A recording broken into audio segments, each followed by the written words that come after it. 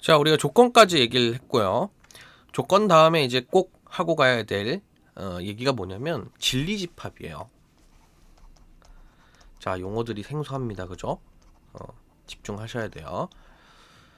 자, 조건 뒤에는 꼭 진리집합이라는 얘기를 할 수밖에 없는데 얘가 뭐냐면, 자, 우리가 조건은 x의 값에 따라서 참이 되기도 하고 거짓이 되기도 하는 그런 명제를 얘기한다 그랬죠. 명제는 아닙니다. 수정. 조건은 x의 값에 따라서 명제가 참인 명제가 될 수 있고 거짓인 명제가 될 수 있으나 그 자체로는 명제가 아닌 그런 것을 이제 조건이라고 얘기를 한다는 거죠. 됐죠? 자, 이 조건 예를 들어서 px라고 한다면 얘가 참이 되게 하는 원소들의 집합이 있을 수 있겠죠. 자, 예를 든다면 어떤 전체 집합이 뭐 1, 2, 3, 4, 5 정도가 있다라고 쳤을 때 이 5개의 원소 중에서 예를 들어서 이런 조건이 있다라고 치죠. x는 3 이하의 자연수이다. 자, 얘는 어때요? 얘는 조건이죠. x의 값에 따라서 뭐 1, 2, 3일 때는 참이 되지만 4, 5일 때는 거짓이 되는 조건입니다. 그죠? 자, 이때 아까도 얘기를 했지만 1, 2, 3은 어떻게? 참이 되게 하고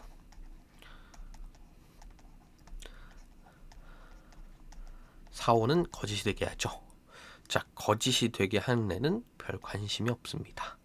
참이 되게 해주는 애들만 내 눈에 이뻐 보여요. 그래서 얘네를 가지고 집합을 만든 게 뭐다? 진리 집합입니다. 됐죠?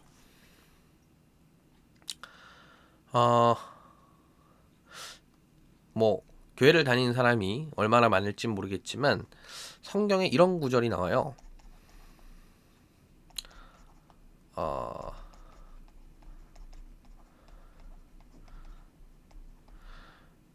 정확한지는 모르겠지만 이따 강의 끝나고 찾아봐야 될 것 같아요. 정확한지는 모르겠지만 대충 이렇습니다. 이게 무슨 뜻이냐면 이거는 많이 들어봤을 텐데 진리가 너희를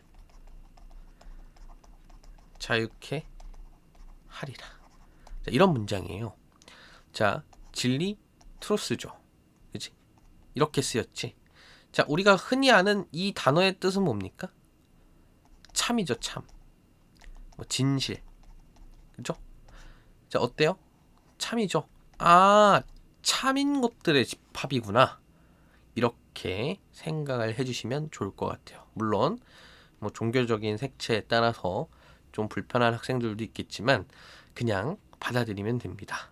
그냥 우리 잘 외워지라고 이렇게 말씀을 하시는 거구나. 됐죠? 그래서 진리라는 단어 표현이 사실 우리가 잘 쓰지 않는 표현이잖아요. 그죠?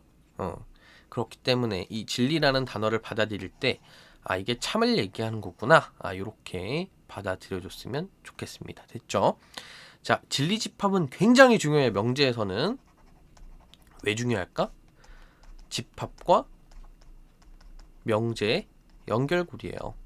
그치? 우리가 앞에서 집합을 배우고 그 다음 단원으로 명제를 배우지 않습니까? 그죠? 그렇게 집합과 명제를 이어주는 아주 중요한 연결고리이기 때문에 굉장히 중요하게 잘 알아둬야 되고, 이 진리집합을 배우고 나서 이제 비로소 뭘 할 수 있냐면 조건을 뒤집을 수가 있어요. 조건도 부정이 있습니다. 우리가 명제에서 부정이 있다 그랬었죠. 명제의 부정은 뭐였지? 그냥 not P, 그죠? P에 대해서 not P, P가 아니다, 그죠? 자, 이런 선언이었죠. 조건에서도 마찬가지로 뭐 조건을 그냥 P라고 쓴다면 조건도 그냥 P라고 쓰기도 합니다. 조건을 그냥 P라고 쓴다면 조건에도 not P가 있다라는 거예요. 그러면 이게 과연 뭘 의미할까? 자, 얘가 하나 있으니까 이 얘를 그대로 가져와서 다시 한번 얘기를 해보면은 전체 집합이 1, 2, 3, 4, 5가 있고요. 우리가 조건 px를 x는 3 이하의 자연수다 라고 해봅시다. 자, 그럼 not px는 어떻게 쓸 수 있냐면 x는 3 이하의 자연수가 아니다 이렇게 쓸 수 있습니다. 자, 이 조건을 참인 명제로 만들어줄 수 있는 원소는 뭐가 있죠? 4, 5가 있죠. 그치? 자, 얘 진리집합은 4, 5가 됩니다. 얘는 1, 2, 3이었죠. 자, 부정은 그죠? 부정은 이렇게 명확한 차이를 만들어 냅니다. 어느 정도로 명확한 차이를 만들어 내냐면 이 집합을 뭐 P라고 하고 이 집합을 Q라고 한다면 이 집합을 P라고 하고 이 집합을 Q라고 한다면 반드시 이게 성립하는데 뭐가 성립하냐면 P의 여집합이 Q가 됩니다. 부정인 조건에 즉 어떤 조건의 부정인 그런 조건의 진리집합은 원래의 조건 진리집합의 여집합이라는 얘기예요. 다시 말이 좀 복잡하니까 어떤 조건 P가 있다라고 했을 때 이 조건의 부정인 not P의 각각의 진리집합의 관계는 서로 여집합 관계라는 겁니다. 됐죠? 얘의 진리집합을 라지 P라고 한다면 뭐 똑같은데 라지 P라고 한다면 이 부정의 조건의 부정의 진리집합은 반드시 라지 P의 P집합의 여집합이 된다라는 거예요. 됐죠? 오케이. 자, 여기까지 얘기를 했으면 이제 이 얘기를 할 수 있어요. 그리고 또는에 대한 얘기를 할 수 있습니다. 어떤 조건을 이렇게 표현할 수 있어요. P 그리고 Q 또는도 마찬가지입니다. P 또는 Q 이렇게 나타낼 수 있어요.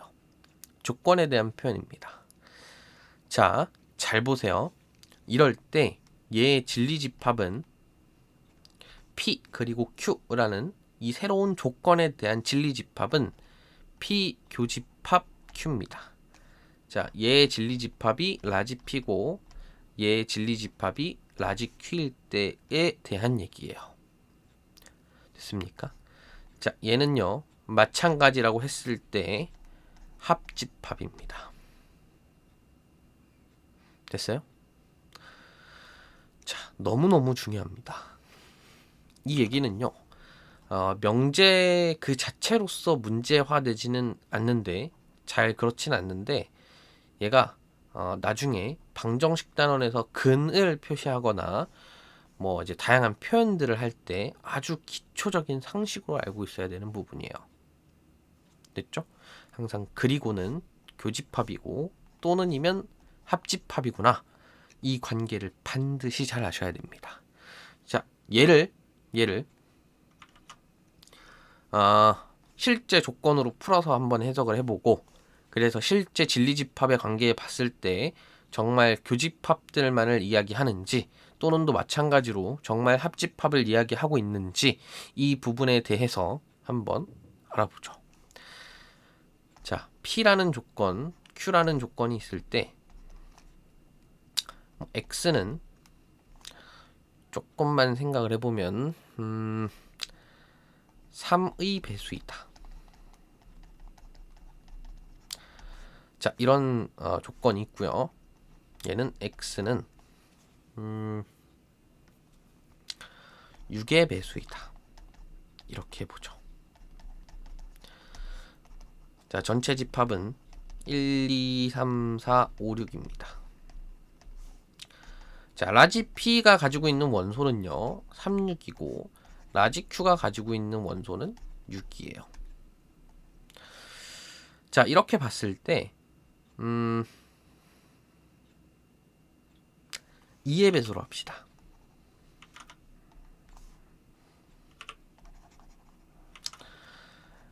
2, 2, 4, 6 그죠?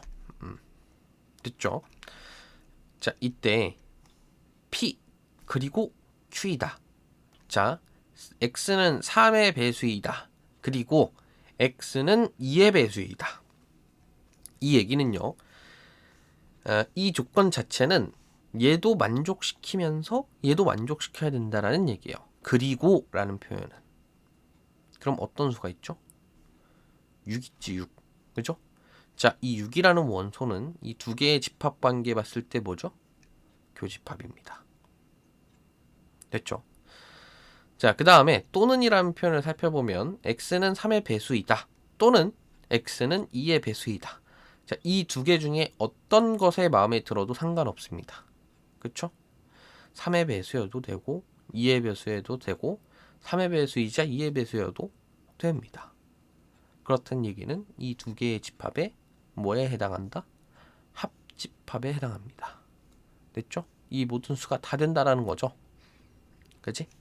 표현할 때는 당연히 6은 두 번 써주면 안 되고 중복되니까 한 번만 써줘야지. 합집합의 개념이죠. 그치? 완벽하게 맞아떨어집니다. 오케이. 됐죠? 자, 그 다음에 자, 이 부분이 사실 어떻게 보면 오늘 강의의 이제 정점이 될 수 있는 부분이라고 얘기를 할 수 있는데, 조건을 뒤집을 수 있다 그랬잖아. 그죠? 조건에 대한 부정이 있을 수 있다라고 했는데, P 또는 Q, 얘도 어떻게 보면 새로운 조건이잖아. 그쵸?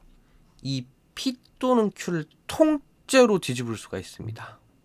어떻게 쓸 수 있을까? 뭐 이렇게 쓰면 되겠죠? 이 조건에 대한 부정인 거예요. 그럼 궁금해지는 게 뭐야?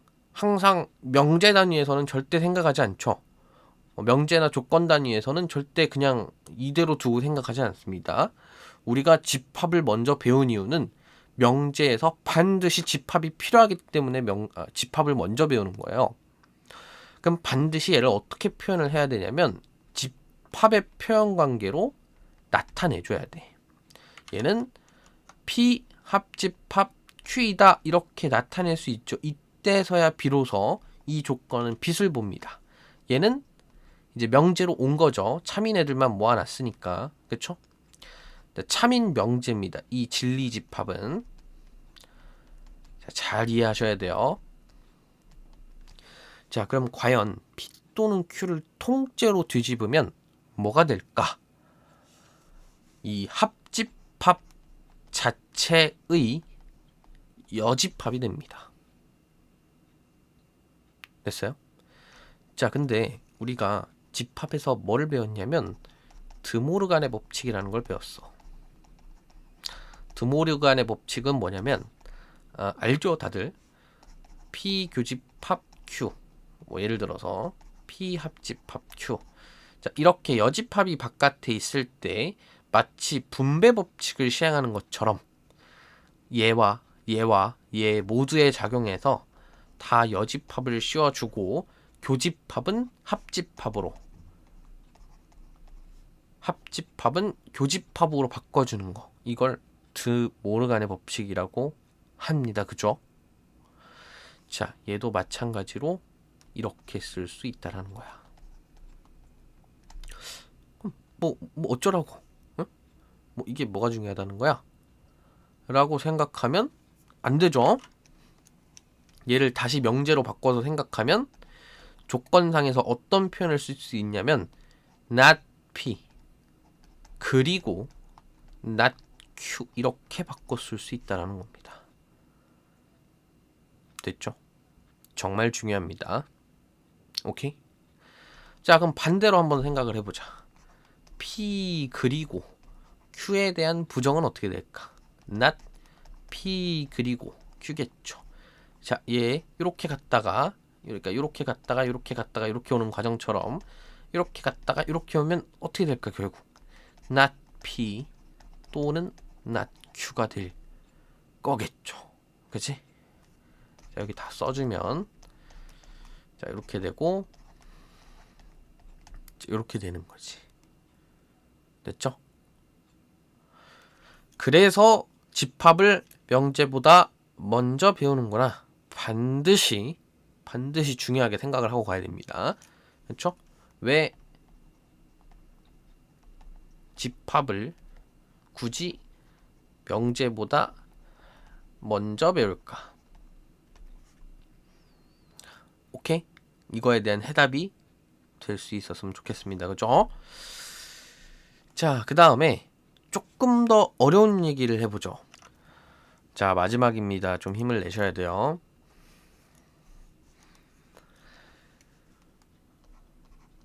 모든 그리고 어떤 이 두 표현의 차이를 아셔야 됩니다.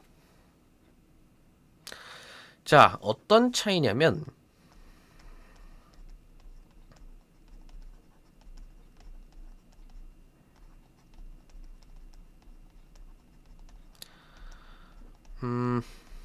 그냥 일상생활에서 한번 예를 들어볼까요?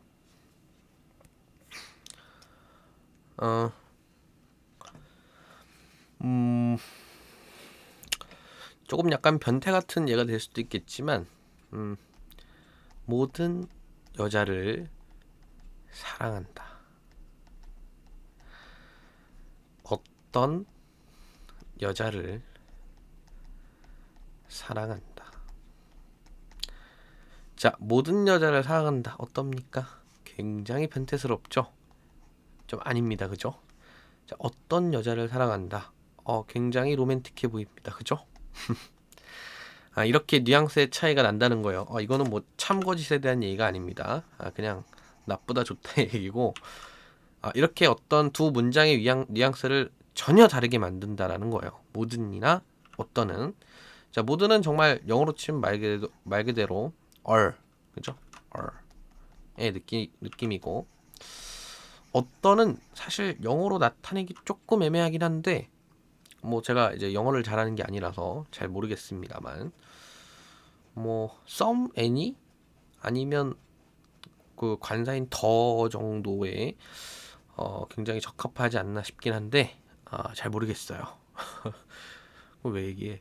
뭐 아무튼 잘 모르겠습니다. 영어로 했을 때 어쨌든 모든은 다 포함한다는 얘기고 어떤 거는 이제 정말 말 그대로 어떤 것에 대해서 라는 거 얘기해요. 자, 그래서 이 두 개의 뉘앙스를 한번 좀 약간 수학적으로 본다면은 이 만약에 진리집합이 얘의 진리집합이 P라고 한다면은 혹은 얘의 진리집합은 Q라고 해보죠. 자, 이렇다면은 어떻게 뉘앙스가 달라지냐면 얘는 무조건 전체 집합과 같아야지 참입니다.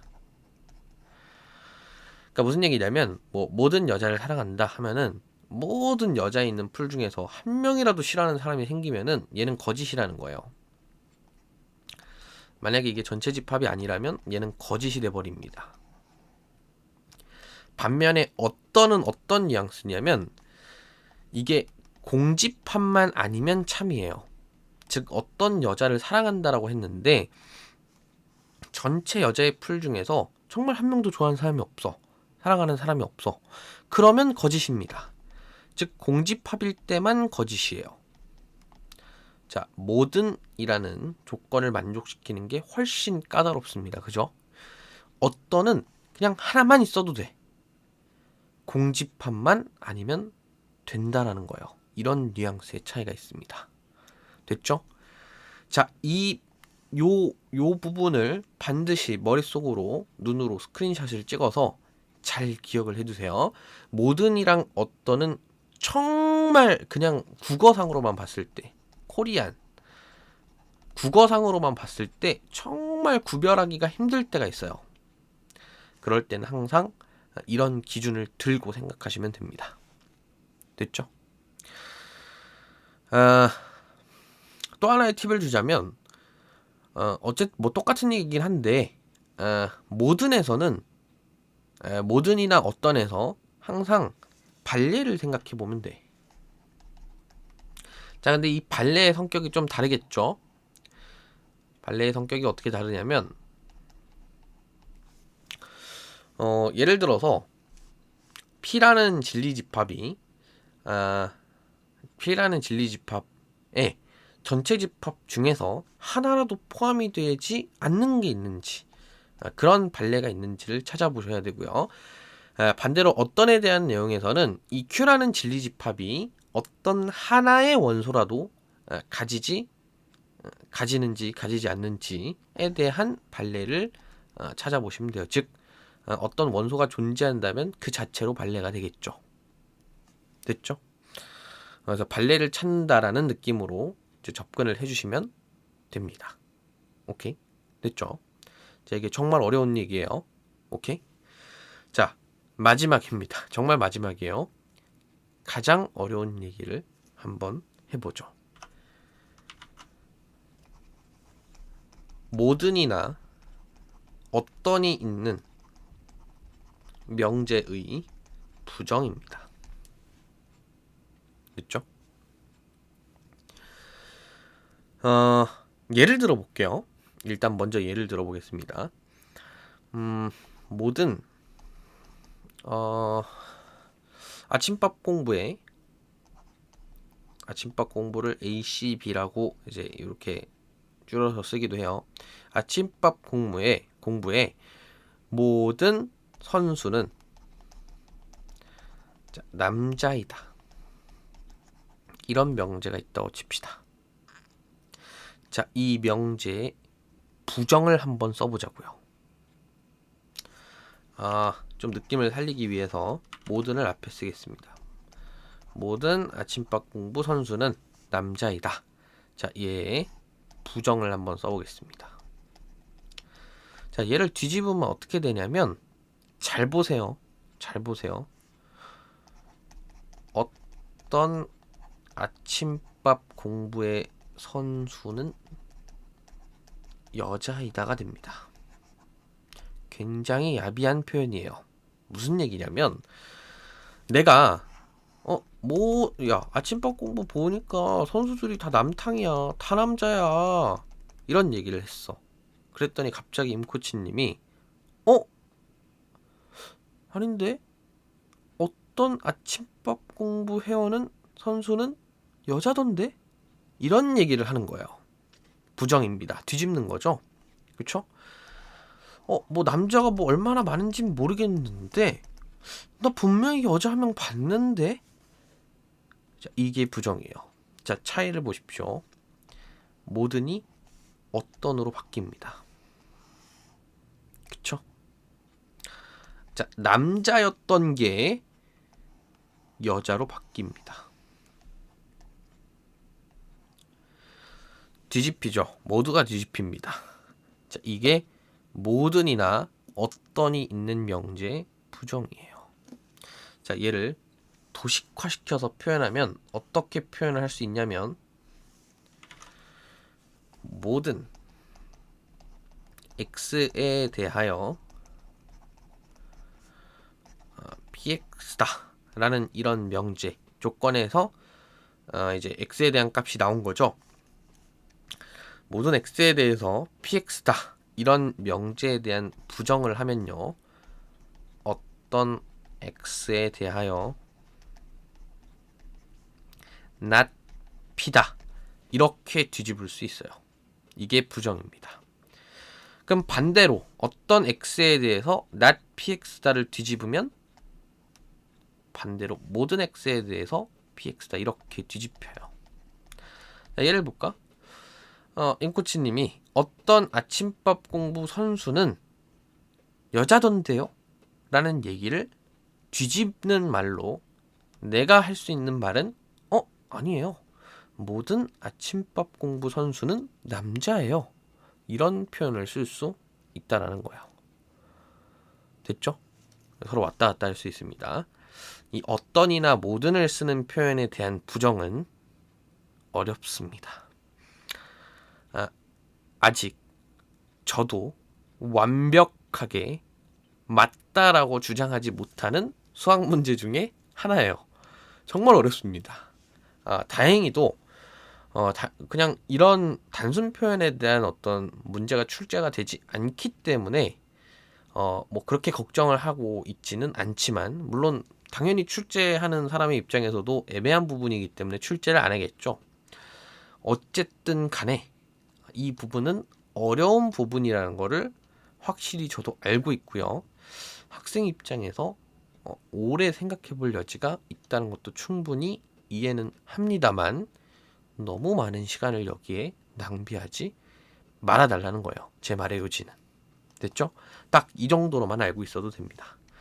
모든 아침밥 공부 선수는 남자이다의 부정을 어떤 아침밥 공부 선수는 여자이다, 이렇게 뒤집을 정도로만 이해하고 있어도 된다라는 겁니다.